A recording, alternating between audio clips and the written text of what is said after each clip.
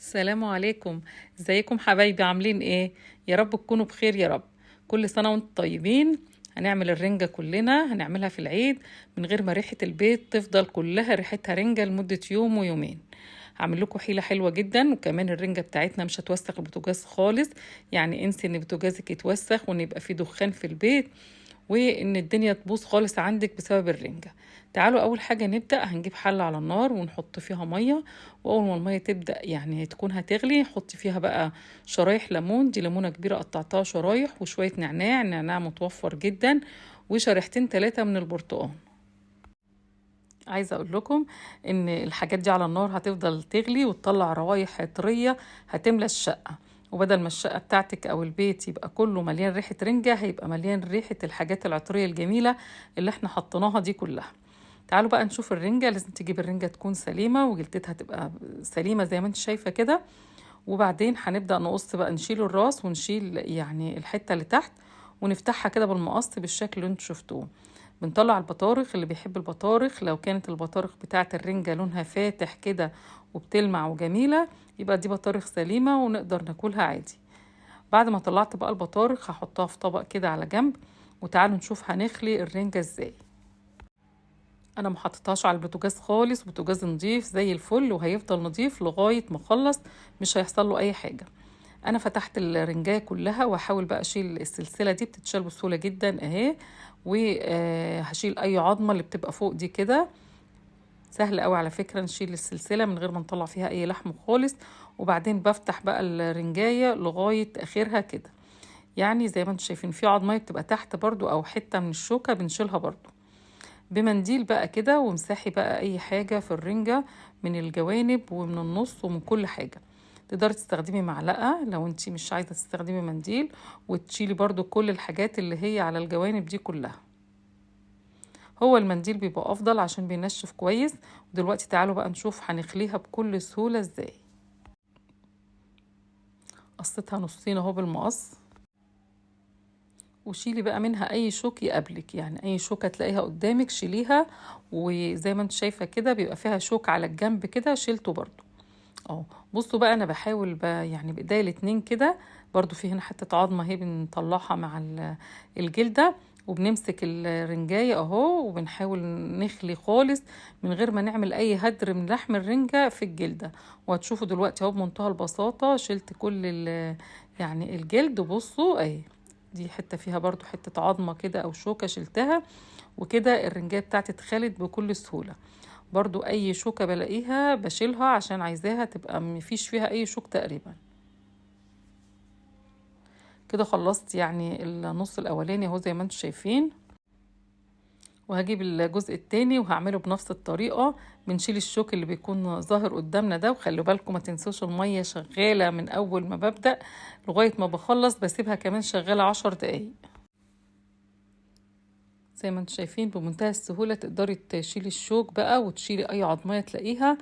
وبعدين نروح ماسكين كده بايد السمك نفسه، لحم السمك. وبعدين نروح فاصلين بقى الجلد عنها بالشكل ده. بصوا الحتة اللي هي الجلدة دي بنشيلها برضو. وكده انا خليت يعني واحدة.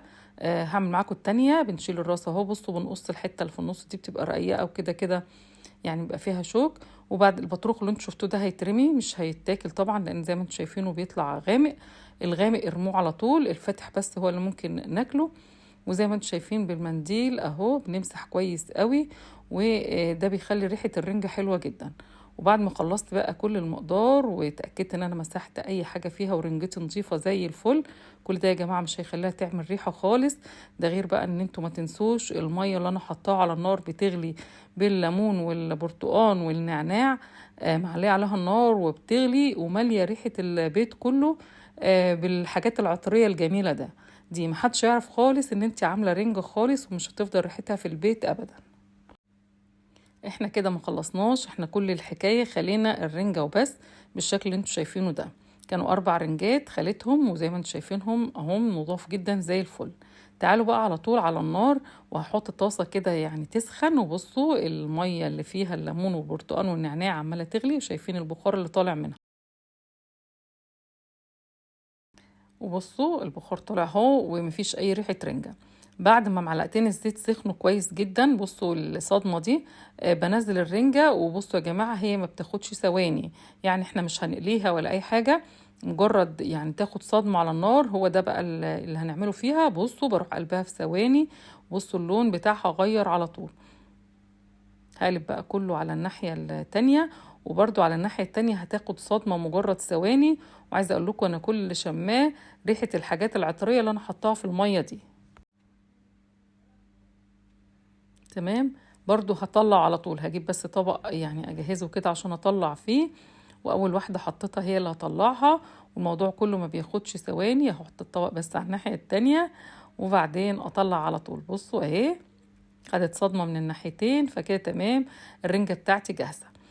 خلصت دول، هحط برضو في نفس الطاسة المقدار الباقي، ولغاية ما خلصت والمية بتاعتي كانت هي لسه موجودة. خلصت المقدار كله، وريحة المطبخ كله عطور وحاجات ريحتها حلوة جدا. عايزة اقول لكم المية دي احنا هنغسل بيها كل الاطباق والحاجات اللي طلعناها، يعني المواعين كلها هنحط فيها المية دي. وكمان عايزة اقول لكم على البصل اللي انا حطاه دلوقتي. البصل ده انا جبت بصلاية حمرا كده كبيرة، رشيت عليها شوية ملح حلوين، يعني معلقة كده ملح، ودعكتها بالملح وبعدين غسلتها كويس. بعد ما غسلتها صفيتها من المية وحطيت عليها نص ليمونة وشوية زيت وقلبتها كده. يا جماعة البصل هيفضل معاكم لو حتى قعدتوه اسبوع في التلاجة، ريحته مش هيبقى فيها اي حاجة، مش هتغير يعني ريحة الرنجة، ولا هيعمل الريحة اللي احنا مش حابينها في البصل.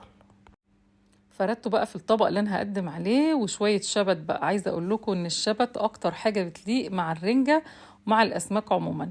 حطيت البصل وعليه شوية الشبت، وبايديكي كده هاتي بقى الرنجة بتاعتك وفصصيها كده بايديكي، وانت شغالة بقى لقيتي شوكية ولا اي حاجة اتنست برضو هتطلعيها، وهنبص نلاقي الرنجة كلها اتحطت ما فيهاش اي شوك خالص. بصوا انا لقيت يعني حتة عظمة، حتة شوكة، اي حاجة بنشيلها على طول واحنا شغالين. كمية الرنجة بتاعتي كانت كيلو، عملت معايا طبق حلو جدا زي ما انتم شايفين كده. فتتها كلها بايدي اهو، بوريها لكم من ناحيتين قد ايه هي لونها حلو. وعايزه اقول لكم الريحه اللي انا شماها هي دي اللي انا مصممه عليها، ريحه العطور اللي انا حطاها جوه الميه، الحاجات العطريه، الليمون والنعناع والبرتقال. يعني ممكن تكتفي بحاجتين بس لو ما عندكيش كل الحاجات، ممكن تحطي كمان شويه قرفه. عصرت بقى عليها ليمونه كده حلوه بعد ما حطيتها في الطبق. وتعالوا بقى انا عامله صوص طحينه حلو جدا، تقله بقى متوسط اهو، وهحطه بقى حوالين الطبق كده، بحيث اللي عايز يستخدمه وياكل يعني طحينه مع الرنجه ماشي، اللي مش عايز يقدر ياكل الرنجه لوحدها. برضو بوزع عليه شويه شبت كده، وقلت لكم ان الشبت بيليق قوي مع الرنجه ومع الاسماك عموما. وكده خلاص الطبق بتاعنا جاهز، بس مش ناقصه غير حاجه واحده بس، ان احنا نزينه بقى. واحلى حاجه نزين بيها الرنجه هي شرايح الليمون. فهقطع كده ليمونه شرايح كده واحطها على الطبق.